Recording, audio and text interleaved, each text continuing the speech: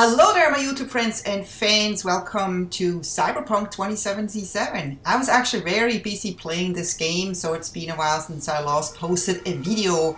But I'm done with this game now, and I thought it'd be kind of time to kind of put together like a review of this game after having played probably 60-70 hours in this game, or even more. I don't know. I try to take as much time as possible with this game to actually give it a fair review.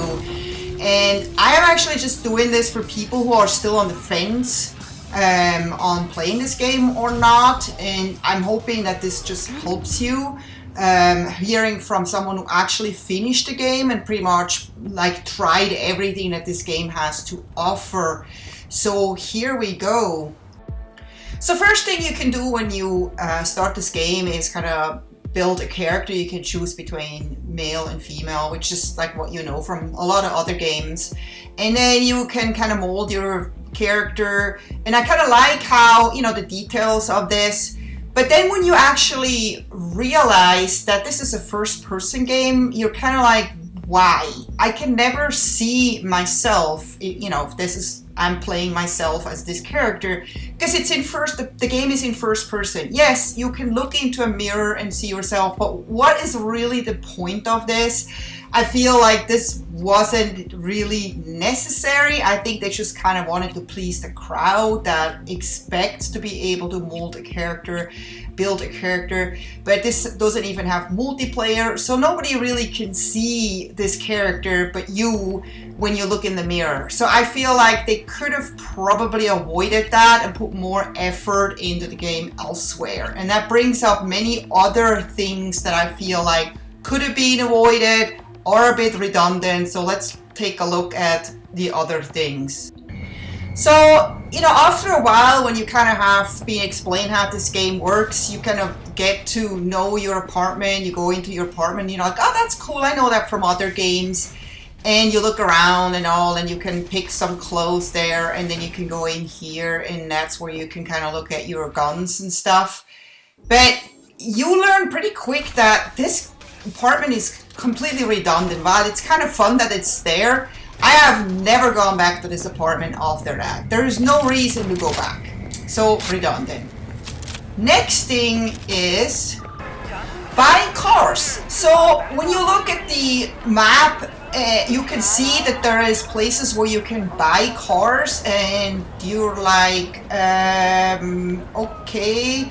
So here is, you can see me actually going, it looks like it's a side mission or like an actual mission where I'm told to have to go and buy this car. And I'm like, why? I already have a car. Why am I supposed to buy this car? It's not cheap. You know, at the beginning you have very little money, and you're told that you have to go and buy this car. But there's never explained why you have to buy this car.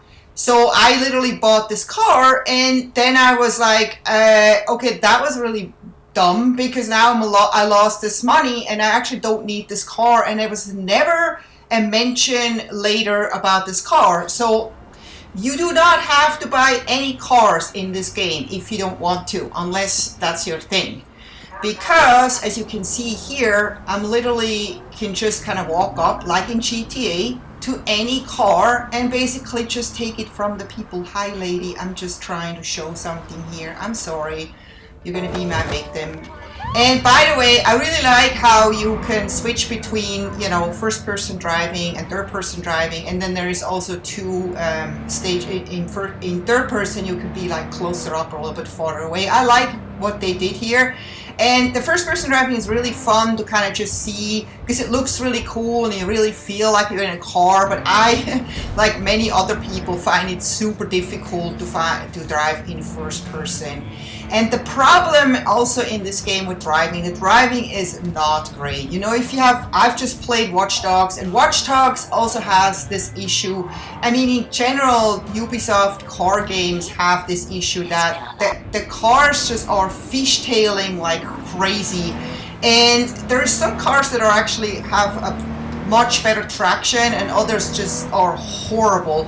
And it doesn't matter, you know, how expensive a car is. I've driven like a car that was super expensive and it was absolutely horrible to drive. So I was like, no. Sometimes the simplest car are easier to drive, but in general, there's really no rule of thumb. You just have to kind of try and see what works for you.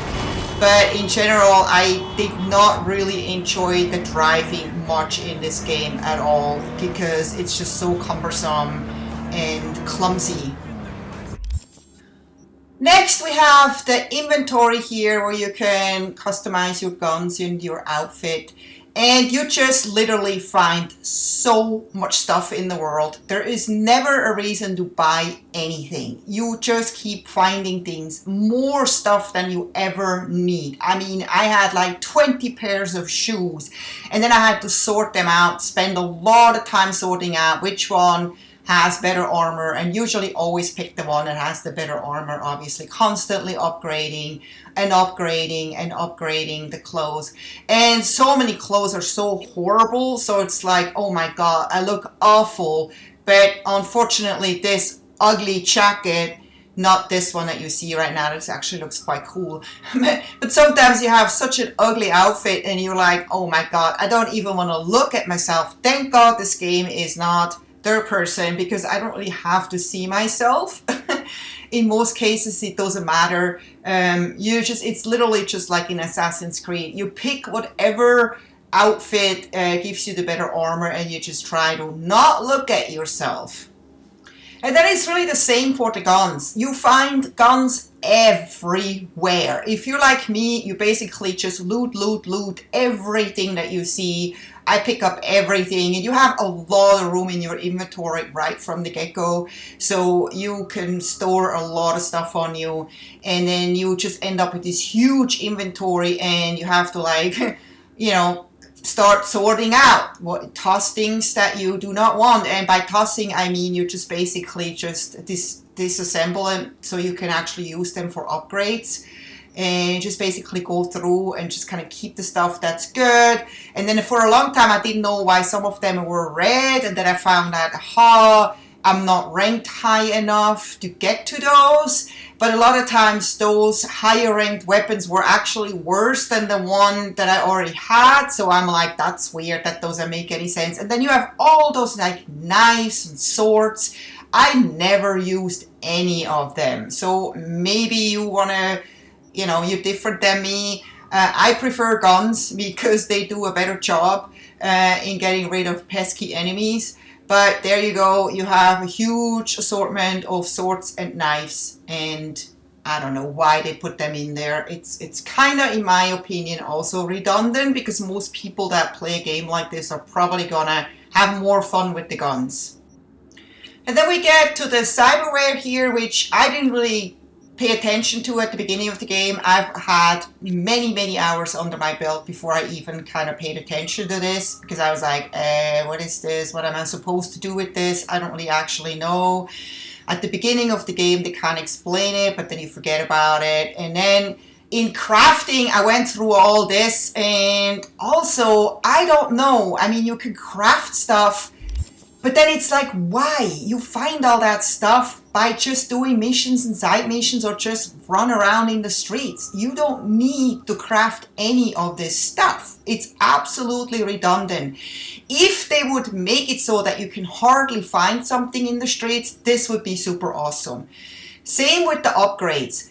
I have upgraded my guns many times only to go like walk down the street and find one that's way better, and I'm like, why did I just spend or waste all those materials on upgrading a gun that I'm now going to toss out and not even used after I upgraded it because I just found this way better gun.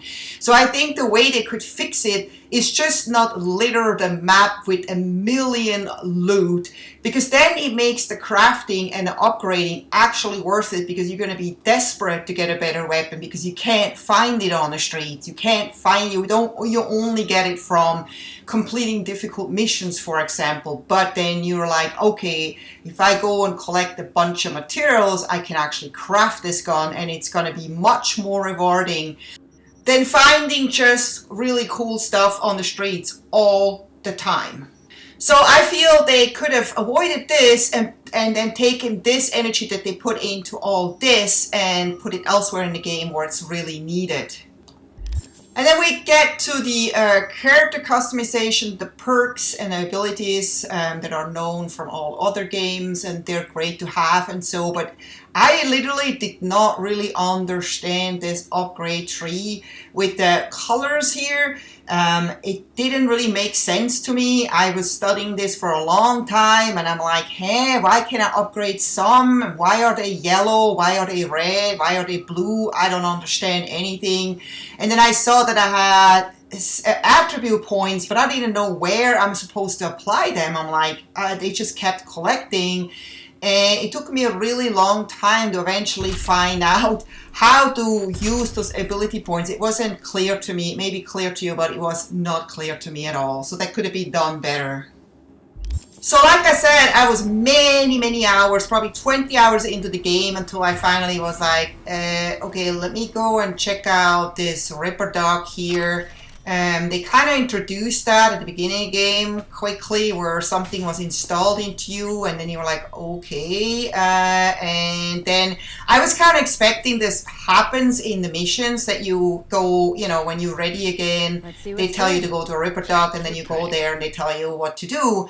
But it's actually so they just kind of leave it up to you to just kind of figure that out yourself, and you just go on the map and you find certain locations where there are Ripper Dogs. And so I was like eventually just going to go and check it out, and I was like, aha, oh, okay, so this is up to me to kind of just upgrade this at any time I want to. You know, it costs a lot of money to do that, but if you keep finding a ton of stuff and loot everything that comes into your hands, then you can actually just sell all that stuff and make money over time. And, you know, like I said, I've had like 20 hours under my belt, so eventually I did have enough money to go in here and actually upgrade as much as I could.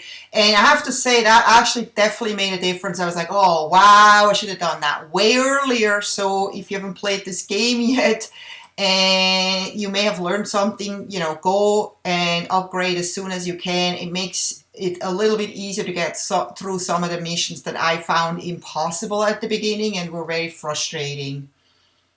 So in order to sell your stuff, you find like those machines here that look like ATMs, like in many locations all throughout the map, and you just go there and you just pick the stuff that you want to sell, and basically just, you know, pick the low grade stuff that is, you know, everything has a red down arrow on it for sure. I always got rid of all of that. And then of course when I had like, you know, 5 pistols and they all had a green arrow, I just picked I kept the one that had the highest armor or the highest damage, and I just got rid of everything else.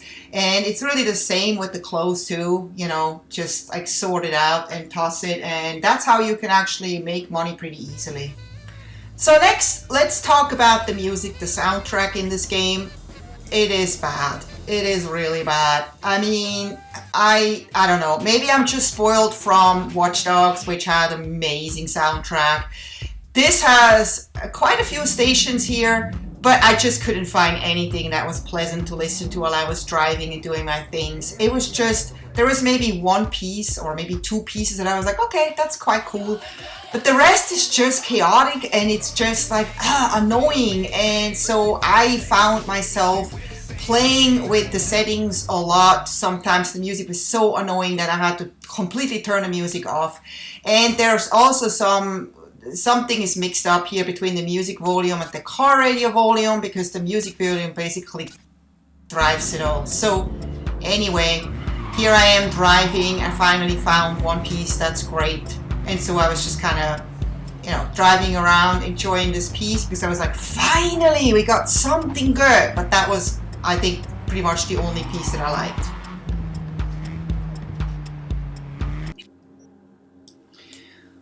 So next, moving on to the map. The map is great. There's nothing wrong with the map. It's just cluttered. There is way too much stuff on it.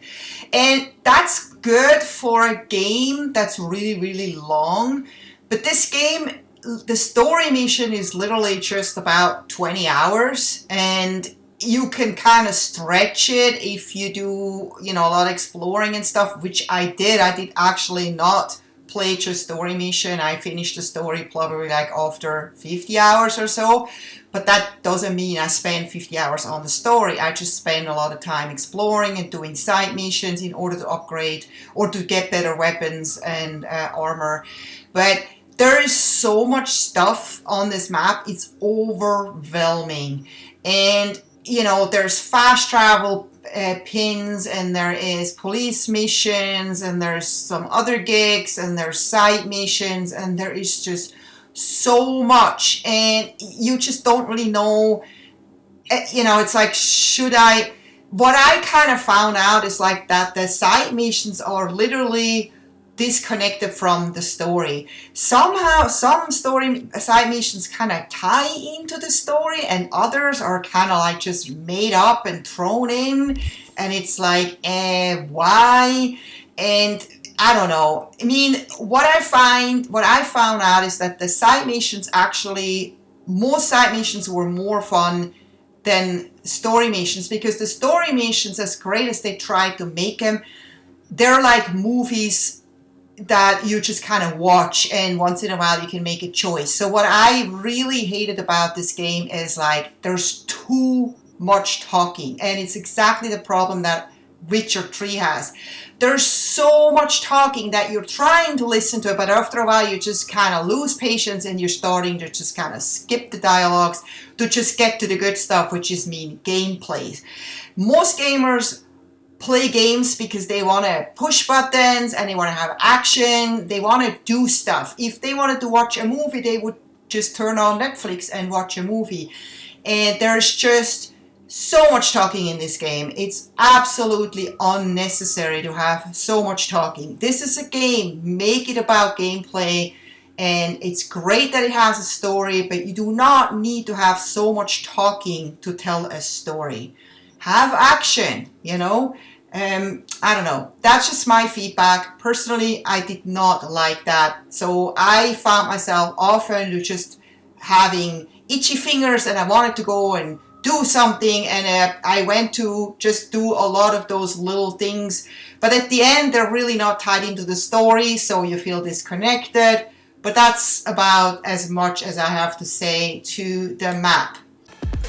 Next, we move on to hacking. I do not know why hacking is in this game. Yes, I know it's a cyber-based game, cyber crime, all that. Of course, it has hacking in it, but Watch Dogs does that a lot better. And if you've played Watch Dogs, you're really disappointed here, because the hacking just doesn't make sense here. It's absolutely redundant. It doesn't help you out in any way. I never found out how this code matrix works. I usually could just I failed to and got one green most of the time. Don't even know why. It was really random. It didn't make any sense, and it didn't really do anything. So you can hack into those things, and it gives you a little money. But hacking in order to beat enemies was never helpful. So let's move on to photo mode. The photo mode is pretty extensive in this game, but it takes a little bit getting used to, especially if you come off of Ubisoft games, which have a really great photo mode. Because it starts with kind of like that drone mode, and it doesn't really give you first person until you kind of have to fiddle around with it a little bit if you just don't want to see yourself, but actually want to see what you're looking at from your perspective. The cool thing here is that it gives you poses, which sometimes is great, because in other photo modes you can't always get it right where you want to see yourself stand in a certain way, so you have to fiddle a little bit more. And here you have so many poses at your arsenal that you for sure will find something that's pleasing to you. And there is actually some funny ones. Of course, it's got all the ones with the different guns in there. And then they threw in some action movie poster versions that you can choose from, which is kind of fun. And this is actually my favorite one here that I used a couple of times. Right here. Doesn't that look cool? Well, anyway, so much for the photo mode. But while we're here, I want to just kind of point out something else that I found a little bit annoying in this game. Look at me, I'm just kind of go and look here, and Check it out. all of a sudden they get like hostiles towards me. I have no idea why. I didn't do anything. I'm just hanging out at this parking lot. I just looked at this guy for like 5 seconds, and I get this, they're getting all irritated at me, and I don't even know why. They're a trauma team. Why can't I just look at them? I'm not doing anything. So in this game, you get that a lot, and you don't actually really know why. So that's also something I feel like should have been done better or explained better. But anyway, here I go dying because those guys have super power weapons for some reason. And what I also like is that you can actually call the vehicles that you have. I've kind of collected a few vehicles here and there, and I got some of them from missions. Like I said, you do not have to buy any vehicles. There's this, and then there's the ones that you can just randomly pick up on the street. So here's my vehicle arriving. Not like, you know, with a driver just by itself, but that's okay. If I need a vehicle quickly, I'm out in the boonies, I can get a vehicle, and that's really great. In the city, actually, you wouldn't need this, but out here, you would need it. So that just takes us to the next thing. There's this like little side mission with this flying vehicle, and I'm like, they just kind of randomly threw that in here as an idea. This should have been in the game. There's flying vehicles all around the city that you see all the time, but you cannot ever enter one of those vehicles.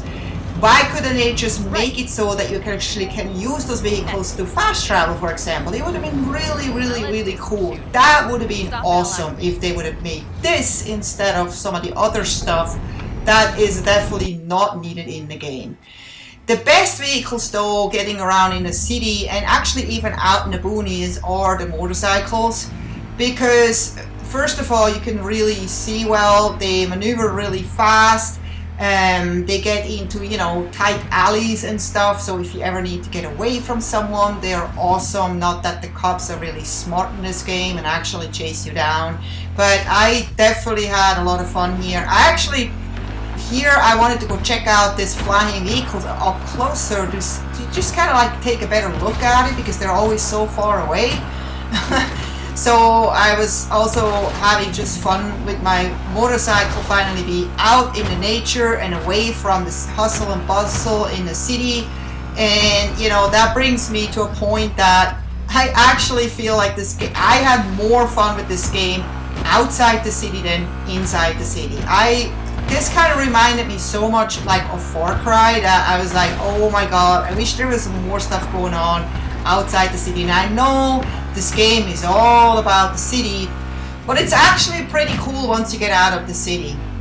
So the one thing I didn't try until way, way farther into the game is to find out if I can actually take a police car. And here I am, I finally got a hand of a police car. At the beginning when I tried, the first time I tried, it wasn't so easy because the police is super powerful, and as soon as you do something against the police, there's more and more police officers coming, and they're spawning more and more in, and it's almost impossible. I made it up to a 5-star ranking at one point, but I had no chance to actually win against the cops. So here I'm just having a little fun because the cops are not chasing me. I realized that I probably should leave the car at this point. And 1, 2, 3, and there we go. I was right. So that was fun. And then also they have those like crosswalk signals here, which is kind of cool in a city like this. I think that was cool. You can hear them all the time because they talk.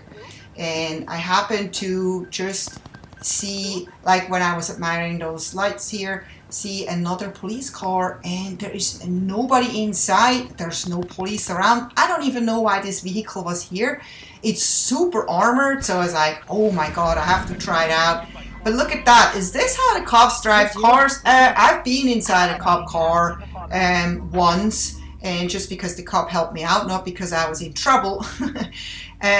I don't remember that they had this meshing in front, because look at that. I was like, how does anyone drive like this? Unless they're cyber cops and they don't have the human vision. So anyway, I don't know.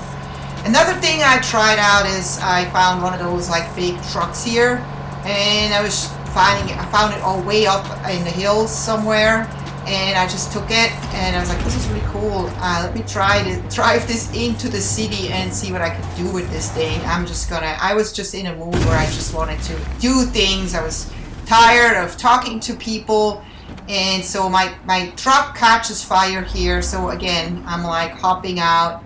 I'm like, is this thing gonna blow? Oh yes, it's blowing. I like that they put stuff like this into the game. It kind of makes you feel like you're in a badass movie. So yeah, cool stuff like that. So don't get me wrong, the game has a lot of fun things like this, and you know, people looking at you when you look at them like, hello. No, I won't take your car, but I want this kind of car. It's cool. I've never driven one of those little cars. Hey, you look kind of like a little bit of a geek there. Can I, should I take this little car or not? Look at this truck. So I'm like, yeah, I feel kind of mean doing this to this guy, but then I just decided to actually do it. I was like, why not? You have to do at least once, try one of those little cars and see how they drive. And they actually don't drive so bad at all. They're actually kind of fun. So like I said, why would you buy cars if you can just do this, right? So I'm having a lot of fun here with this little car, just kind of doing donuts and stuff. And you know, just like what you do in GTA or any other open world game, especially city games where you just kind of have fun with cars. But then I'm getting a little bit carried away here with this car, and I get into trouble, and it says that I'm now have a warrant with the cops. But that's the one thing that I also never understood in this game. You do, you know, things like you hurt like a civilian by accident or on purpose. I don't know what your thing is. I don't usually do it on purpose. And you get then like a police warrant, and it's like, okay, so what now? What happens now? What does that mean? Do they arrest me, or am I being hunted down for the rest of this game? What is happening? Nothing is happening. If you get a police warrant, it just kind of goes away. You just look, I just drove over the civilian, that's when I get the warrant. It says police warrant issued. Okay. So maybe it's a good idea to not stay around here very long, but you can literally just, look at this, I feel so bad. The blood from the victim. I'm just kind of thinking, okay, I'm just gonna get away. Nobody's coming. There's only enemies here, not cops, so I'm just gonna get away, and the warrant goes away, which is pretty unexciting in my opinion. So now to some fun stuff. I just absolutely love using this sniper. This is the very best sniper in this game. And I'm actually gonna talk about my 3 favorite weapons in this game, which are so amazing that you never need another weapon. Because this sniper rifle pretty much takes out those robots like with 1 or 2 shots, depending on how good you are with aiming. And I don't even know if actually headshots matter with robots, but some robots go down like with 1 shot, others go down with 2 or 3 shots, because I may have just hit the right spot on the robot, and I don't know which spot it is actually that you have to hit. But I really like that there are robots and all kinds of different characters in this game. But when I did this, I was like, does this guy have like this Japanese hat on? So I go into photo mode, and of course I want a first person to take a closer look at this guy.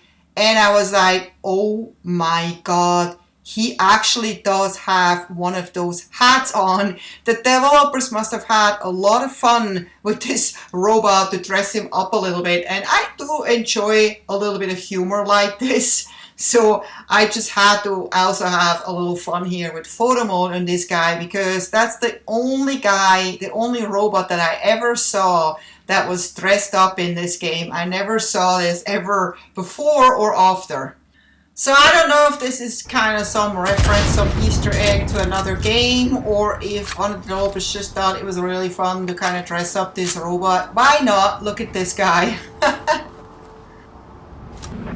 And I have to say, I didn't actually never mention at the beginning of the video, I said that I was hesitant starting to play this game for a whole month and then decided to play. And I have to actually say that this game ran so well on my 7-year-old Xbox One. From the very beginning, it just ran nice, the graphics looked great, the missions went well. The only really issue that was that when you drive, because there's so much stuff in the map happening at the same time, that there's like 1 second freezes here and there, or like here you can just see it a little bit during driving, and that was really not a big issue because, and it kicked me out. Like I think the game kind of crashed like once or twice in those 70 hours I played, so that was really not bad. But then they came out with an update mid-January, and I was so eager to find out, you know, maybe the freezes are gone now, and you know, just overall loads maybe a little faster or something like that. But the game actually performs worse now after 2 updates that we got in January.